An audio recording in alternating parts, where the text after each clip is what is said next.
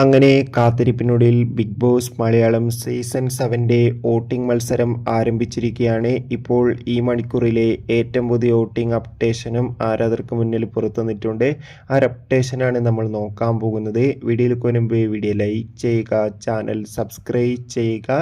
ഈ വരുന്ന ഓഗസ്റ്റ് മാസം അങ്ങോട്ട് ധാരാളം ചിത്രങ്ങൾ OTT റിലീസ് ചെയ്യും. നമ്മുടെ ചാനൽ ഭാഗം പരിശോധിച്ചാൽ നിങ്ങൾക്ക് ആ വീഡിയോയ്ക്ക് കാണാൻ വേണ്ടി സാധിക്കുന്നതായിരിക്കും. ഷത്തറിൽ ഷത്തരായ 8 മത്സരാർത്ഥികളാണ് ഈ ആഴ്ച വോട്ടിങ്ങിലുള്ളത്.